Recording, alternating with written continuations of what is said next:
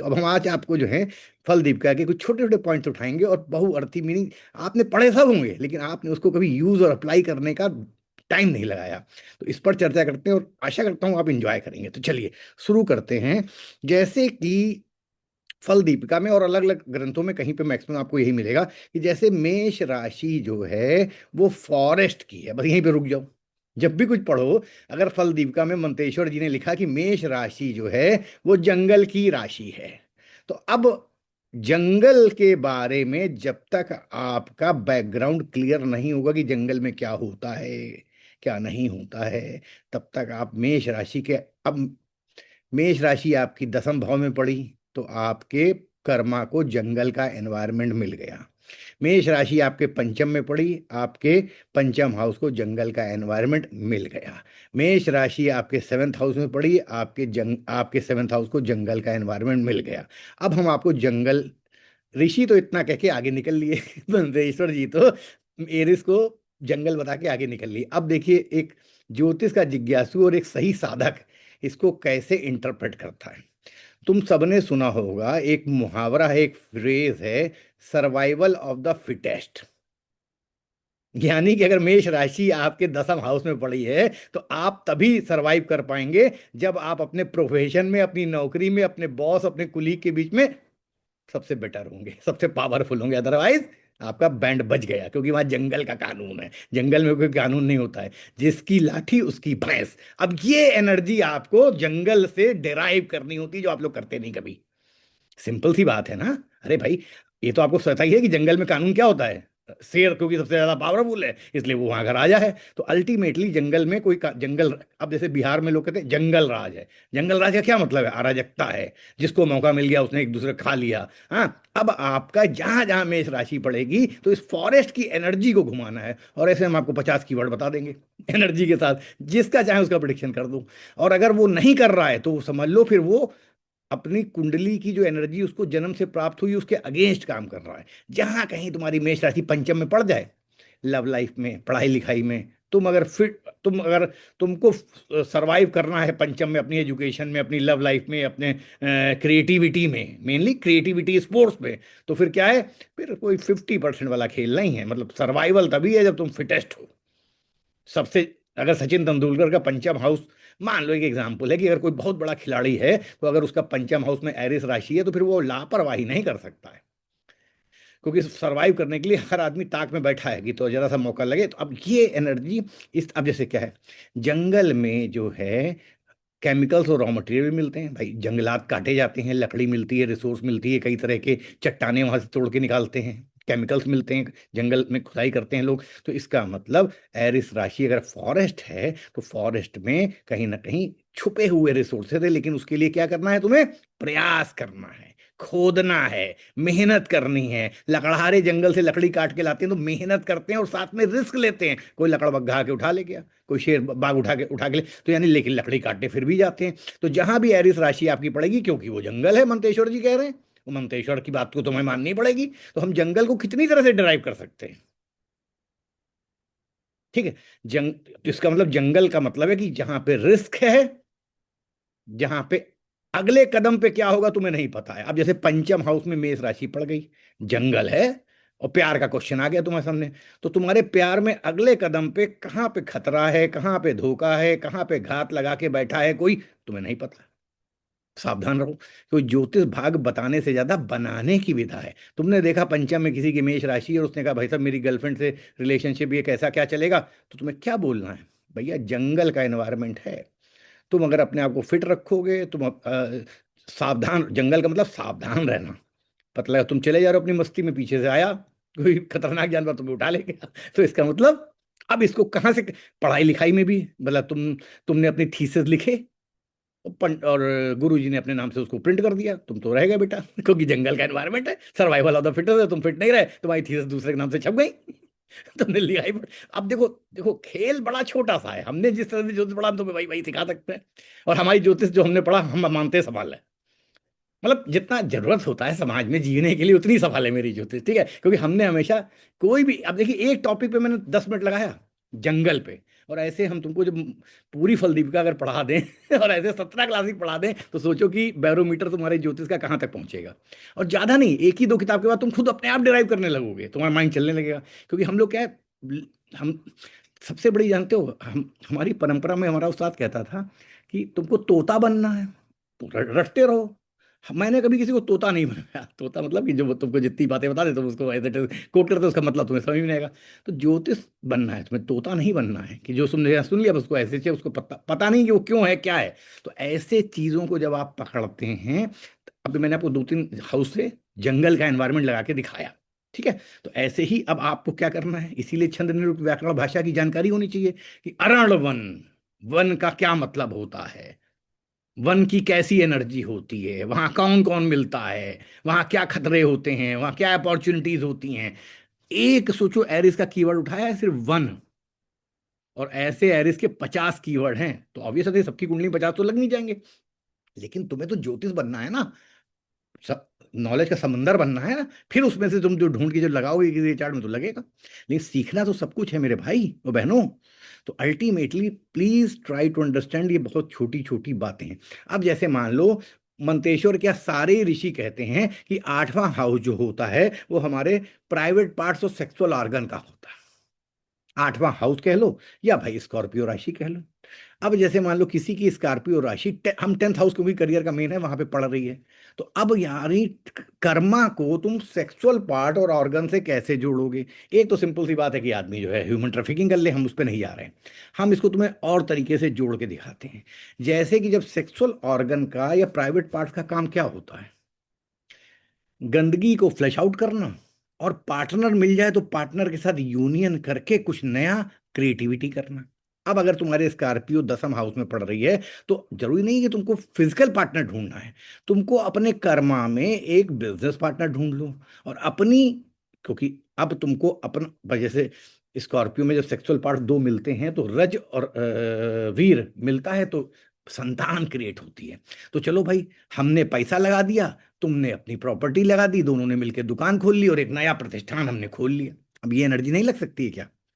लेकिन हम क्या है, सेक्सुअल ऑर्गन तक ही सीमित रह जाते हैं, अपने आप को कर लेते हैं कि उसको, उससे आगे बढ़ते ही नहीं कि इसकी एनर्जी और क्या हो सकती है। अरे भाई सिंपल सी बात है, दो लोग अपने सबसे कीमती चीज लगा रहे हैं, यानी पुरुष अपना वीर लगा रहा है और स्त्री अपना रज लगा रही है। सेक्सुअल पार्ट्स का काम क्या है, या तो अब इसके, और उसके बाद जब भी वो मिलेंगे तो एक नया सृजन होगा, क्रिएट, संतान पैदा होगी। तो अल्टीमेटली हाँ, अगर कोई पाप प्रभाव होगा तो दोनों मिलेंगे, कंपनी खोलेंगे, लेकिन कंपनी बंद हो जाएगी, यानी कि अबॉर्शन हो गया।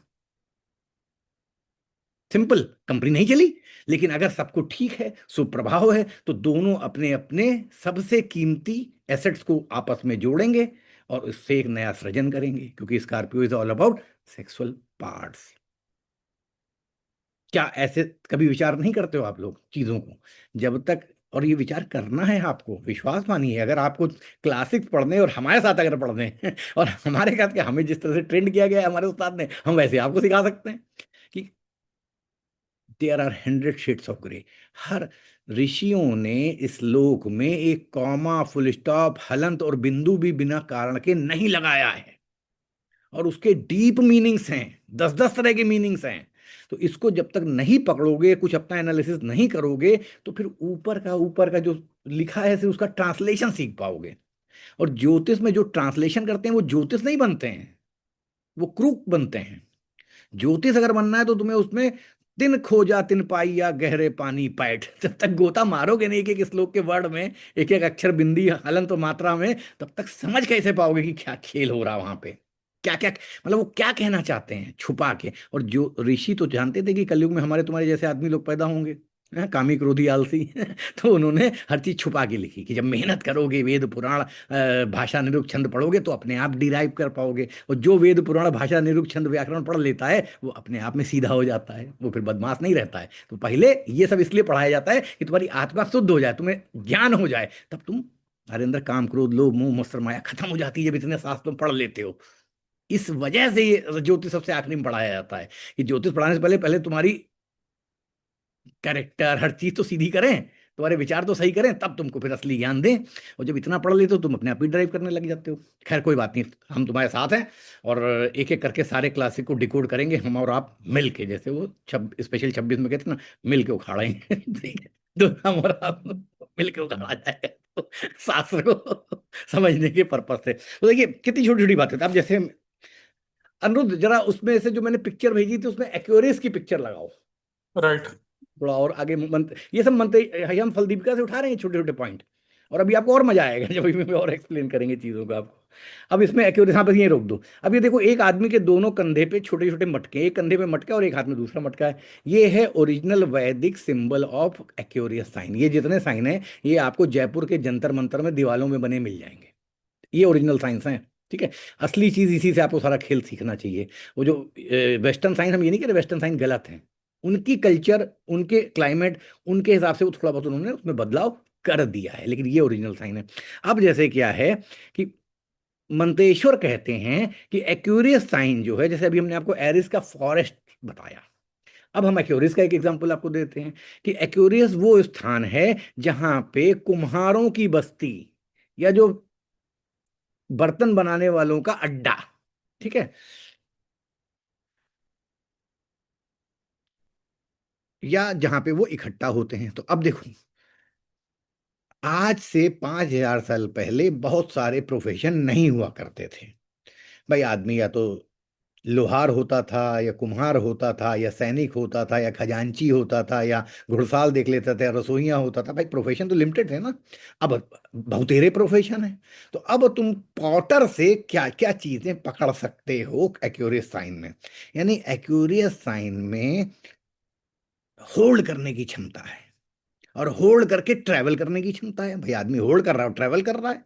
अब ये एनर्जी है, जहां पड़ेगी, जैसे पंचम में पड़ गई तो तुम विद्या को होल्ड करोगे, बेयरर और कन्वेयर। भाई होल्ड किया, इकट्ठा किया, पहले हमने जतन से किया, मेहनत से किया, कुछ भी किया हमने, भाई किसी चीज को अपने मटके में भरा, पात्र में। दूसरा, कुमार की बस्ती में क्या होता है, सृजन होता है, आकार दिया जाता है, और इसीलिए ये डिजायर्स है, क्योंकि इच्छाएं हमारे कर्मा को को डायरेक्शन देती हैं। भाई हमने एक इच्छा करी, 11th हाउस इच्छा का है ना, कुंभ राशि नेचुरल इच्छा का। तो जब इच्छा होगी तभी तो शेप होगा। हमने कहा यार हम करोड़पति बनेंगे, तो करोड़पति बनने के लिए फिर हम उस मिट्टी को वैसे वैसे बनाना शुरू करेंगे ना, शेप देना। तो सबसे पहले हम क्या हुआ, इच्छाएं, 11th हाउस इच्छा है। तो इच्छा से फिर हमारी जीवन शेप अप लेती है। कि ना कहीं आर्मी में जाएंगे तो वो आर्मी की तरफ तैयारी, हाँ वो हो पाएगी नहीं हो पाएगी वो बात की बात है। बट बर्तन, आज के परिप्रेक्ष्य में तो हर आदमी तो बर्तन बना नहीं डालेगा, लेकिन अगर कुंभ राशि जहां जहां पे है वहां पे क्या होगा, जैसे स्मॉल स्केल इंडस्ट्री, कुछ लोग लिज्जत पापड़ की फैक्ट्री खोल लेते हैं। मतलब छोटे, जहां पे कुछ रॉ मटेरियल से, बेसिक रॉ मटेरियल से कुछ काम की वस्तु बनाई जाए जो समाज के काम आए। बर्तन आज से 5,000 साल पहले हर घर की बेसिक जरूरत होते थे। तो आज के टाइम में अगर कोई नमक भी बना रहा है तो हर घर की बेसिक जरूरत है।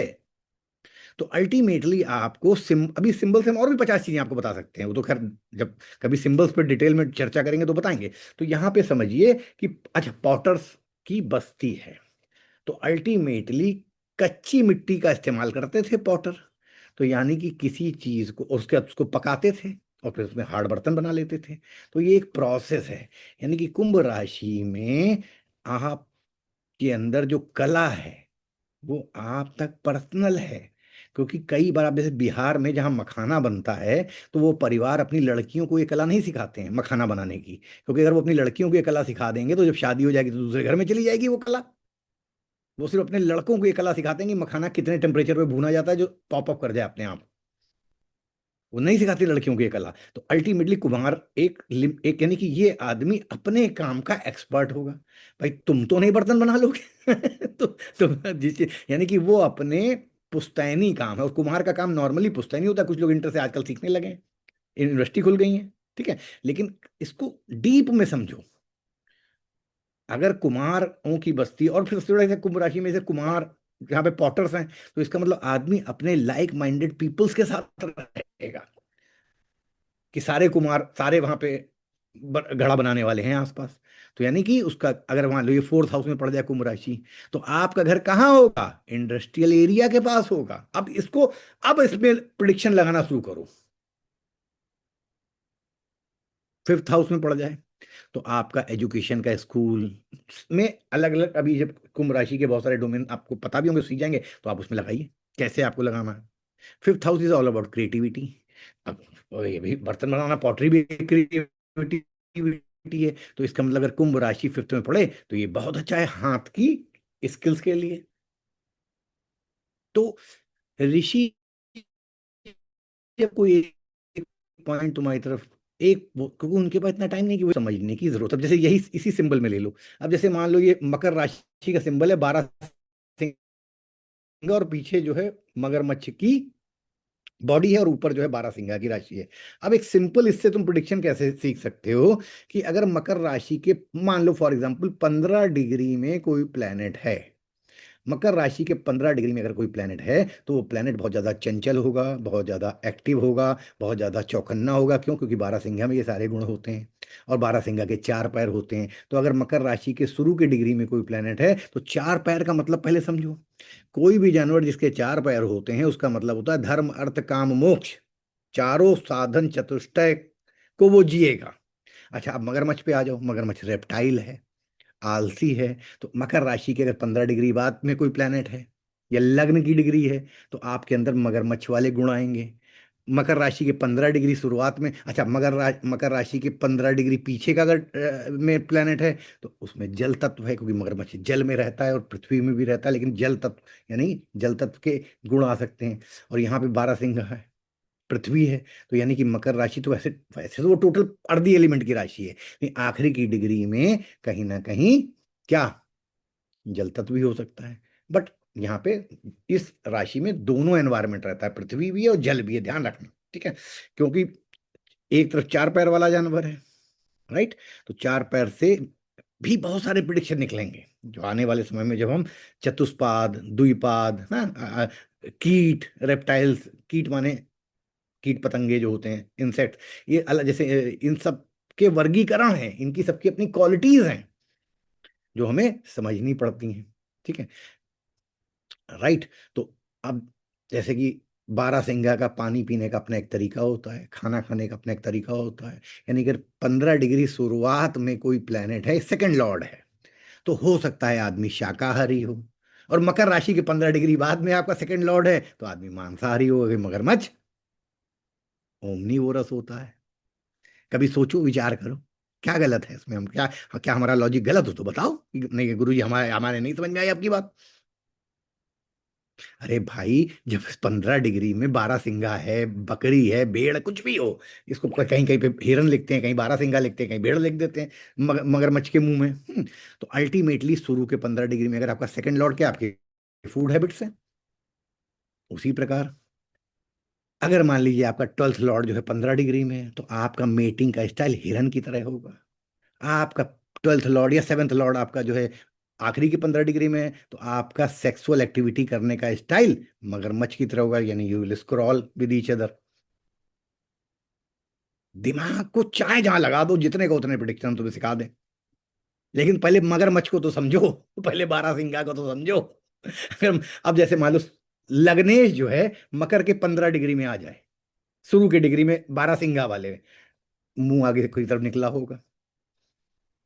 क्यों? 12 सिंगा का मुंह आगे निकला होता है, आंखें जो है आगे की तरफ, जैसे बकरे की आंखें देखी आगे की तरफ निकली होती हैं, आंखें आगे निकली होंगी। अब ये सब सब तुम्हें पता है, ऐसी कोई चीज हम नहीं बता रहे जो तुम लोग ना जानते हो।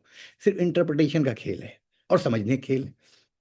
But you are not train to understand things like this. तो तुम लोग ऊपर ऊपर की चीजें पढ़ते रहते हो, बस इतना ही समझते हो कि मगरमच्छ है, 12 सिंगा है, उसके मुंह में फंसा हुआ है।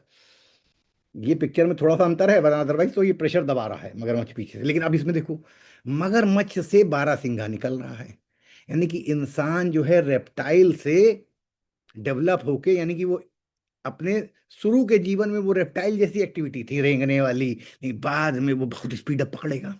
देखो कितना बढ़िया प्रोडिक्शन है।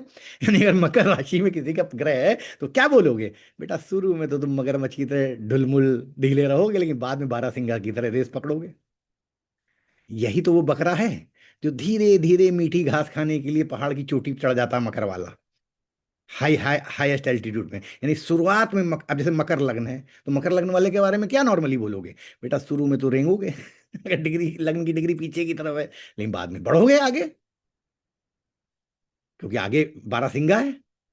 वाइसी वर्षा भी हो सकता है, रेट्रोग्रेड हो कि भाई शुरू में तो तुमने बड़ी स्पीड पकड़ी और बाद में तुम स्लो हो गए, मगरमच्छ हो गए। जब तुम एक शुरू में तो तुमने खूब दौड़ भाग करी, ये फैक्ट्री वो फैक्ट्री, बाद में हटा यार, केबिन बना लो, वहीं बैठे हैं आराम से, टीवी देखें और लोग काम करेंगे।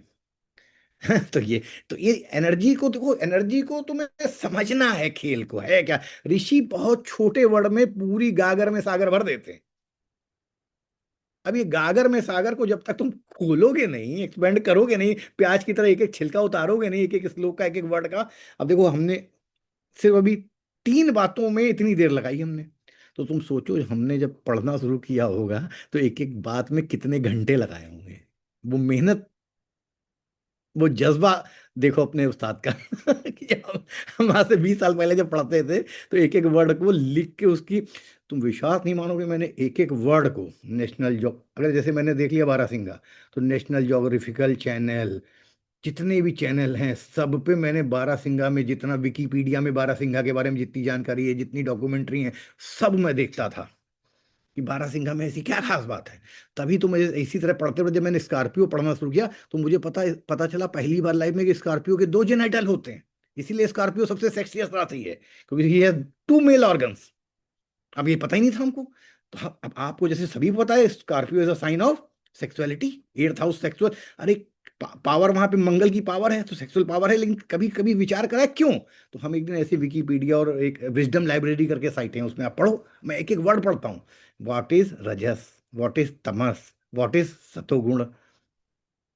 तब हमें पता चला कि स्कॉर्पियो, हिरन और इन सब के बारे में, शेर की क्या आदतें हैं, शेरनी की क्या आदतें हैं। उसको लगाओ प्रिडिक्शन में, तुमसे बढ़िया प्रिडिक्टर नहीं होगा कोई। लेकिन तरीका होना चाहिए पढ़ने का। और सबसे बड़ी बात है, तुम लोगों को एक चीज बताएं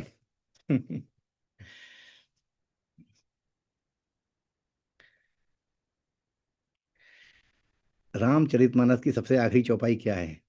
कामी नारी प्यारी जिमी, कामी नारी प्यारी जिमी, लोभी प्रिय जिमी धाम, लोभी प्रिय जिमी धाम। यानी जिस प्रकार कामी को स्त्री प्रिय होती है और लोभी को धन प्रिय होता है, उसी प्रकार हे प्रभु राम तुम मेरे हृदय में बसो। तो यहाँ पे हृदय राम को हटा के ज्योतिष ले आओ, कि जिस प्रकार कामी को स्त्री प्रिय है और लोभी को पैसा प्रिय है, उसी प्रकार तुम्हें ज्योतिष प्रिय होना चाहिए, सीख जाओगे। हृदय राखो मुझे राम, ठीक है। तो यानी कि उस जज्बे से जब तुम ज्योतिष, उतना ही प्यार करोगे ज्योतिष से, कोई दुनिया की ताकत नहीं है जो तुम्हें सिखा ना दे, अपने आप सीख लोगे। कोई जरूरत नहीं किसी की पड़ेगी तुम्हें कभी लाइफ में। बट हाँ, टाइम बच जाए। गुरु और टीचर, ये हमारा पोर्टल क्यों होता है पहले समझो। ये सिर्फ इसलिए होता है कि जैसे हमने 20 साल में मान लो कुछ सीखा समझा, तो तुमको भी 20 साल लगेगा, सीख जाओगे, हमसे ज्यादा सीख जाओगे। लेकिन वो टाइम को बचाना, क्योंकि आजकल टाइम बहुत बड़ी चीज है, समय बहुत बड़ी चीज है। तो जैसे हमने 20 साल का ज्ञान तुमको 20 महीने में पकड़ा दिया, अब आगे बढ़ो उससे। अदरवाइज ऐसा नहीं, ये सारी चीजें तुम्हें अपने आप भी समझ में आएंगी, टाइम लगा, लेकिन अब उतना टाइम नहीं लगा सकते ना। तो गुरु का मतलब यही होता है जो तुमको कम समय में यात्रा पूरी करा दे तुम्हारी, क्योंकि उसको वो अपना तजुर्बा लगा देता है उसमें, अपनी यात्रा तुम्हारे साथ शेयर कर लेता है। प्लीज, पढ़ने का तरीका हम तुम्हें सिखाने वाले हैं आने वाले दिनों में, जो मेरा दिल से इच्छा थी कि जो मैंने 20 साल में शुरू के 10 12 15 साल तो मैंने बर्बाद कर दिए थे तो चक्कर में, समझ ही नहीं पाया पढ़ना कैसे है। तो वो गलती हम नहीं चाहते कि एटलीस्ट हमारे स्टूडेंट करें। क्योंकि अगर सही तरीका एक बार समझ में आ जाए ना, फिट बैठ जाए तो माइंड में कि हाँ यार ये कुछ दम तो है जिज्ञासु बात में, और एक बार ट्राई करके तो देखो। हम ये कहते हैं फिर नहीं समझ में आए तो अपने रास्ते चल देना, हम समझ लेंगे तुम हमारे पिछले जन्म के स्टूडेंट नहीं हो, तुम में से कोई भी और अगर तुमको समझ में आ जाए, मैं तो चलने लगा, हम समझ जाएंगे पिछले साल, पिछले जन्म में पढ़ा था, इस जन्म में पढ़ा रहे हैं उसमें तो कोई दिक्कत है नहीं। चलो आगे चलते हैं, मजेदार बातें हैं आज। मैं बहुत कैसे मजेदार, क्या मतलब कैसे ज्योतिष सीखना है तुम्हें, वो है सारा फंडामेंटल, कैसे इंटरप्रिटेशन में डीप मीनिंग में ढूंढना है तुम्हें। मेरा सारा खेल तो इसी पे। अब जैसे चलो तुमको एक चीज समझाते हैं। अब तुमको सबको पता है कि जुपिटर जो है कैप्रिकॉर्न के 5 डिग्री में नीच का होता है, 5 डिग्री में नीच का होता है, ठीक है। और लेकिन जुपिटर जो है और कैप्रिकॉर्न के जो आखिरी की डिग्री है वो जल तत्व की है। तो जुपिटर को क्यों नहीं, क्योंकि जल तत्व मतलब मोक्ष का कारक है। मतलब जल तत्व की एनर्जी तो अलग हो गई ना। वो इधर जो है पृथ्वी है शुरू की डिग्री में। तो शुक्र पृथ्वी का मतलब कि क्या, भौतिकता। और जुपिटर को भौतिकता से कोई मतलब नहीं है। इसीलिए कभी तुम लोगों को सबको रटा हुआ है कि जुपिटर 5 डिग्री कैप्रिकॉर्न में नीच का होता है। अरे कभी विचार किए हो क्यों नीच का होता है? क्योंकि शुरू के 15 डिग्री में ही तो पृथ्वी तत्व है और बाद में तो 15 डिग्री में जल तत्व है। तो जल तत्व में थोड़ा जुपिटर डेबिलेटेड हो जाएगा डिग्री वाइज। है वो, हम लोग बेवकूफी में कह देते हैं कि पूरी राशि में डेबिलेटेड है। ऐसा होता नहीं है। अगर ये जुपिटर आखिरी की डिग्री का है, तो इतना बुरा नहीं करेगा कैप्रिकॉर्न में कोई, तब जल तत्व का हो जाएगा लेकिन इधर पृथ्वी तत्व है तो पूरा डीप एक्सॉल्टेशन और डीप डेबिलिएशन पहले समझो जीवन में। यही सब चीजें तो महीन चीजें हैं। हम लोग क्या करते हैं, सन जो है एरिस में जो है डेबिलिएटेड हो गया। अरे भाई एरिस की एक पर्टिकुलर डिग्री में डीप एग्जॉल्टेशन है उसका, एग्जॉल्टेशन है। पूरी डिग्री में अपनी एग्जॉल्टेशन डिग्री से जितना आगे बढ़ता जाएगा उतना उसका डेविएशन, एग्जॉल्टेशन जो है घटता जाएगा। छोटी छोटी बातें हम तो समझा रहे, तो दिमाग लगाओगे तो बहुत कुछ समझ में आएगा, उससे बहुत सारे प्रिडिक्शन निकल के आएंगे। तो कैप्रिकॉन के लेटर हाफ में जल है, क्योंकि वहां मगरमच्छ है, मगरमच्छ जल में रहेगा। थोड़ा बहुत पृथ्वी तत्व भी है। तो यानी कि अगर गुरु भले, यानी कि अगर लेटर हाफ में किसी का गुरु है कैप्रिकॉन में, तो वो नो डाउट जल तत्व के साथ साथ, क्योंकि मगरमच्छ बीच बीच में पृथ्वी पे भी आता है, तो कहीं ना कहीं कूद कूद के पैसा कमाने के चक्कर में भी रहेगा ऐसा नहीं कि पूरी तरह से हम उसको हटा देंगे। अगर मान लो गुरु जो है कैप्रिकॉन की आखिरी डिग्री में है, नो डाउट जल तत्व के कारण उसके अंदर हीलिंग की सारी क्वालिटीज होंगी, लेकिन बीच बीच में छलांगे मारेगा पृथ्वी पे आने के लिए। तब दोनों चीजें सिद्ध होंगी उसको। और अगर इधर है तो फिर तो डेबिलिएटेड है ही। तो ऐसे जोड़ा जाता है। ऋषि तो इंडिकेशन देके आगे बढ़ जाते हैं कि जाओ बेटा कैप्रिकॉन के आखिरी में पानी और इधर पानी, इसको जोड़ेंगे जब तब आपको मजा आएगा। चलिए आगे चलते हैं। ठीक है। अब बहुत मजेदार बात समझो। आप लोगों ने राशियों के कई तरह के वर्गीकरण होते हैं। There are different type of classification of zodiac science.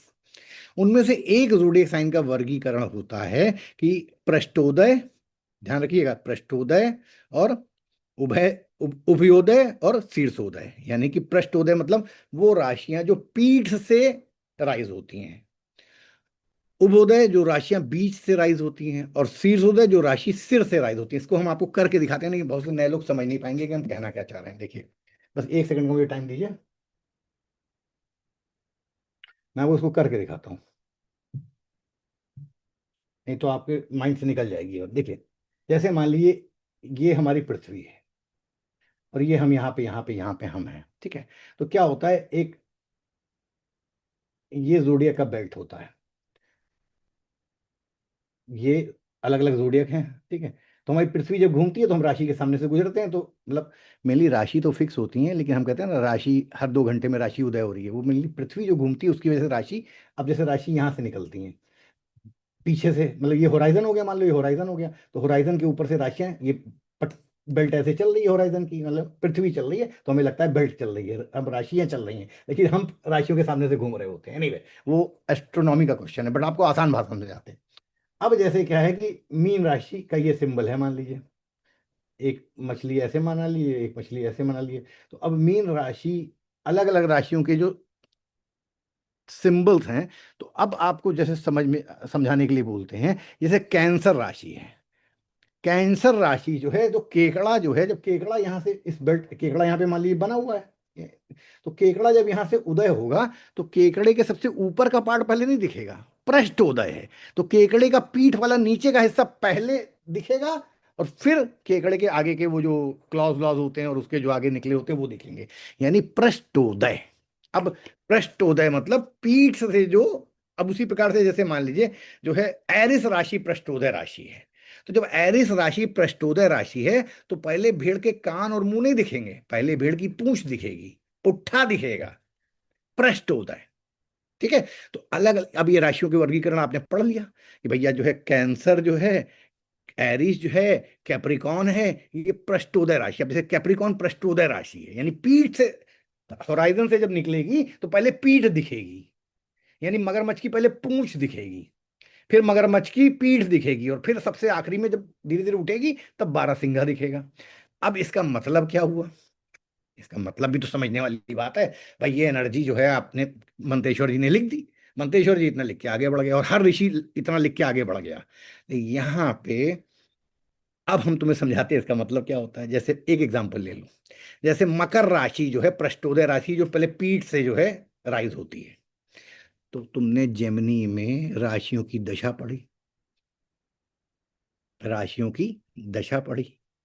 अब मान लो मकर राशि की दशा स्टार्ट हुई जेमिनी एस्ट्रोलॉजी के हिसाब से, और तुम्हारा कोई प्लेनेट जो है मकर राशि के एंड की डिग्री में है, 27-28 डिग्री में। तो वो दशा जैसे ही स्टार्ट होगी मकर राशि की, और क्योंकि सबसे पीछे वो ग्रह है 27-28 डिग्री का, और मकर राशि पीठ से उदय होती है, तो वो पहले रिजल्ट दे देगा। पृष्ठ उदय है ना, तो पहले रिजल्ट दे देगा। उसी प्रकार विंशोत्तरी में आ जाओ। जैसे मान लो मकर राशि का लॉर्ड शनि है, शनि की महादशा स्टार्ट हुई, और शनि जो है कैप्रिकॉन के जो डोमेन, देखो एक्यूरिस के अलग डोमेन है और कैप्रिकॉन के अलग डोमेन है, जहां जहां जिस जिस हाउस में पड़ेगा दोनों में अंतर है। तो यानी कैप्रिकॉन के रिजल्ट जो है शनि पहले दे देगा, क्योंकि वो पृष्ठोदय है। दिमाग लगाओ, तुम लोग कई बार कंफ्यूज होते हो ना। ये जो गुरु जो है धनु का भी स्वामी है, मीन का भी स्वामी है, और बैठा कर्क राशि में, तो पहले 16 साल में कब कब किसका किसका रिजल्ट मिलेगा? अरे यही तो खेल है साला समझने का, कि भाई शनि की मकर राशि पृष्ठोदय राशि है। तो जब शनि की दशा आएगी तो पृष्ठोदय राशि होने, और शनि यानी मकर राशि पीठ से उदय होती है, तो अल्टीमेटली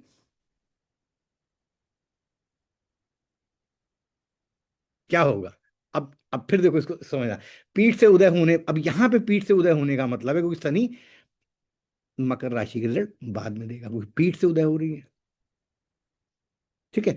और जैसे अभी एक और एग्जांपल लो, जैसे कैंसर राशि है, कैंसर राशि में कोई प्लेनेट बैठा हुआ है, तो कैंसर राशि भी पृष्ठोदय राशि है, तो वो ग्रह अपना रिजल्ट बाद में देगा। ठीक है। तो ग्रह की लॉर्डशिप के हिसाब से, वो ग्रह के बैठे होने के हिसाब से, डिग्री वाइज कहाँ बैठा है ये डिपेंड करता है। ये चलो और छोड़ दो। शनि मान लो फॉर एग्जाम्पल मकर राशि में ही बैठा हुआ है और आखिरी की डिग्री में बैठा हुआ, तो शनि का रिजल्ट, मकर राशि के जो जो रिजल्ट होंगे वो बाद में मिलेंगे, क्योंकि वो पीठ से राइज करेगी, पृष्ठोदय है, तो यानी पृष्ठोदय यानी वो अपना बाद में भी रिजल्ट दे सकती है। तो ये छोटी छोटी चीजों को हमें समझना पड़ता है और इनको एनालिसिस करके लगाना पड़ता है कि राशि, जैसे जिमनी का हमने आपको एग्जांपल दिया, जिमनी में क्योंकि राशि दशा होती है तब ये बहुत अच्छे से लगता है। और इसमें अगर आपको सीखना हो तो कैसे समझेंगे? जैसे मान लीजिए 10th हाउस में आपके कोई पृष्ठोदय राशि पड़ी है, तो पृष्ठोदय राशि मतलब जो पीठ से पीछे के हिस्से से जो अराइज कर रही है, तो अल्टीमेटली आपका उदय कब होगा? देर से होगा, और वहीं पे कोई मतलब टाइम लेके होगा।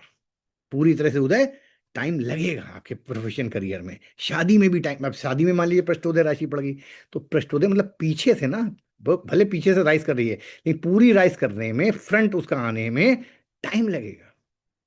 यहाँ पे आप एक काम और कर सकते हैं, यानी कि आप उल्टा काम करेंगे। जो चीज पहले करनी है वो, जो बाद में करनी है वो काम आप पहले करेंगे। अब इसको इसको अलग अलग लेवल पे अलग अलग तरीके से आपको इसको लगाना है, एनर्जी को समझ के। बहुत, जैसे लग्नेश जो है अगर पृष्ठोदय राशि में हो, तो तुमने देखा होगा कई लोग खाना खाने के बाद नहाने जाते हैं। कायदे से नियम क्या है? पहले नहाना है फिर खाना खाना है। तो आपको ऐसे कई जगहों पे इस एनर्जी को समझ के आपको लगाने में हेल्प जरूर मिलेगी। अब इसी तरह एक और चीज आपको समझाते हैं।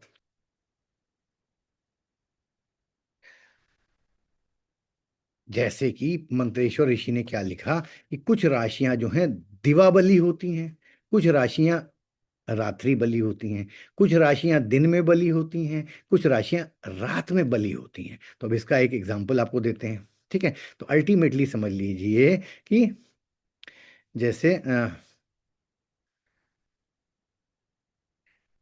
टॉरस राशि, टॉरस राशि जो है इस गवर्न मैं अब टॉरस राशि जो है वो स्ट्रांग एट नाइट है। कैंसर राशि is strong at night. Sagittarius राशि zodiac sign is strong at night. Aries and Capricorn are also strong at night. ठीक है। अब कैसे समझोगे? अब आपके 10th हाउस में अगर इनमें से कोई साइन पड़ा, Taurus, cancer, Sagittarius, Aries, Capricorn, तो they are strong at night, यानी कि your karma is strong at night. Call centre की नौकरी अगर कर रहे हो तो नाइट ड्यूटी करने में फायदा है।